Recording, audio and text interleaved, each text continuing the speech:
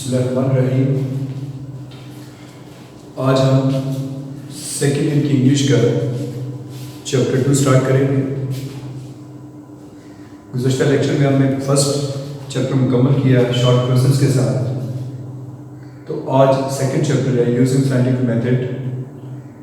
आप सब अपनी बुक्स खोल लें और साथ नोटबुक्स भी खोल लें। चैप्टर 2 के हवाले से सबसे पहले आज हम इसके शुरू करेंगे सिनोनिम्स, तो लिहाजा आप प्रॉपरली सिनोनिम्स लिखना शुरू करें। तो पहले नोटबुक्स पे खोल के चैप्टर 2 की हेडिंग दे दें, यूजिंग द साइंटिफिक मेथड।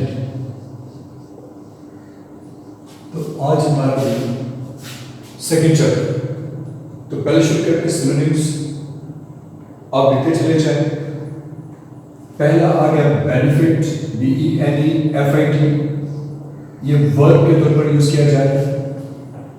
कुछ स्टूडेंट्स बेनिफिट्स पर गलती करते हैं, वो लिखते हैं BENI कर देते हैं, ऐसा नहीं है। BENEFIT बेनिफिट, तो ये यहाँ एज ए वर्ब यूज किया जा रहा है। आप लिखेंगे इसके लिए सिनोनिम्स हेल्प, एड, एडवांटेज। तो ये मैं सारे भी वर्ड लिख रहा हूं, इसका मतलब यहां पे फायदा उठाना है। नंबर 2 लिखें deal with. Deal with verb है, फ्रेज है, जिसका मतलब है कि मुकाबला करना। आप लिखें पहला सिनोनिम इसका कोप विद। आप लिखें नेक्स्ट को इसका लिख ले हैंडल। एक कोविड है, एक लिख ले हैंडल। नेक्स्ट आ जाए, नेक्स्ट आ गया मेंटेनेंस, MEINTENANCE। मेंटेनेंस जो लफ्ज़ है नाउन है, इसका मतलब लिखें आप लोग सिनोनिम कॉन्टिन्यूएशन, CONTINUATION, किसी चीज का तसलसल, उसका जारी रहना है। आगे के चले आप लोग लिखे भी कम्युनिकेशन, CONNICATION। कम्युनिकेशन भी नाम है, जिसका मतलब भी राब्ता वगैरह, कांटेक्ट है। आप लिख लो लेटर, आप लिख लें मैसेज, MESSAGE, यानी वही राब्ते के जरिए है। आगे लेके चले मिस्टीरियस आ जाए, MYSTERIOUS, मिस्टीरियस एडजेक्टिव है, इसका मतलब है भी अजीब, स्ट्रेंज। साफ साफ लिखें एक और इनएक्सप्लिकेबल। लिखें जी स्ट्रेंज पहले से लिखें, दूसरा लिखें इनएक्सप्लिकेबल, फिर एक और लिखें एनिग्मेटिक। एनिग्मेटिक इसलिए कि चार लिखें आप लोग, फिर लिख ले एक और इनपेनिट्रेबल, इनपेनिट्रेबल, और लास्ट लिख लें सीक्रेट। तो ये न सिर्फ सेकेंड ईयर के हवाले से इंपॉर्टेंट है, बल्कि नेक्स्ट ईयर जब आपका इंशाल्लाह इंटर टेस्ट होगा, ये वहां भी आपको काम आएंगे। तो लिहाजा कोशिश करके इस चीज को इम्प्रूव करें, बेहतर बनाएं, तो ये आपकी कामयाब के ज़ामन है। आगे लेके चले, लिखें क्रिटिकल, CRITICAL। ठीक है जी, क्रिटिकल भी एडजेक्टिव है, ठीक है। और इस लेसन में इसका मतलब लिख लें एनालिटिक, ANALYTIC। इसका आसान पहले लिख लें आपको वाइज है, आप लिख लें प्रूडेंट, PRUDENT। प्रॉपर इसको लिख लें ताकि मैं इसको फिर इरेज करें।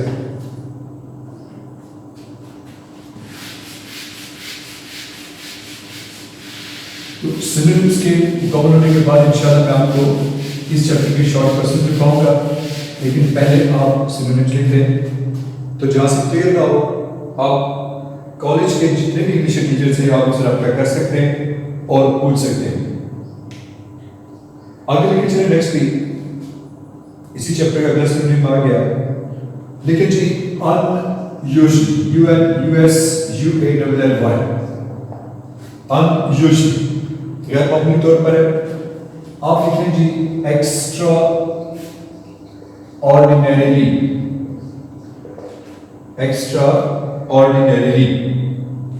एक और लिख लें अनकॉमनली, ये वर्ब है तो इसका आप लिखें जी।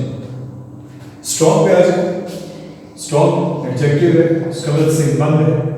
आप लिख लें रोबस्ट, आप लिख लें हेल्दी, आप लिख लें ब्रॉनी, BRAWNY। अगले लिखे आप लोग कम्युनिटी, COMMUNITY। तो कम्युनिटी कहते हैं भी इलाके को, माशरे को। आप लिखो डिस्ट्रिक्ट, आप लिख लें नेबरहुड,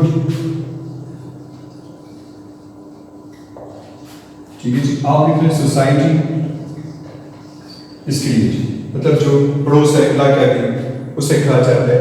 बल्कि एक और लिख लें लोकेलिटी, LOCALITY।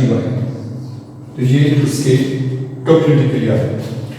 नेक्स्ट आ गया अनसर्टन, ये एडजेक्टिव है। अनसर्टन कहते हैं कमजोर को, वीक को। आप लिख लें प्रिकेरियस, अनसर्टन लिखने भी आ गया, वीक है, कमजोर है। नेक्स्ट लिखे आप लोग सैनिटरी, SANITARY। तो सैनिटरी ताल्लुक भी सफाई से है। अब लिखने हाइजीनिक, HYGIENIC, स्पेलिंग से लिखते हैं HYGIENIC, हाइजीनिक, सफाई से मुतल्लिक है। नेक्स्ट लिखिए जी नैरो, नैरो एडजेक्टिव है जिसका मतलब बहुत तंग किस्म की। आप लिख लें भी कन्फाइंड, आप लिखें क्लोज, आप लिखें टाइट।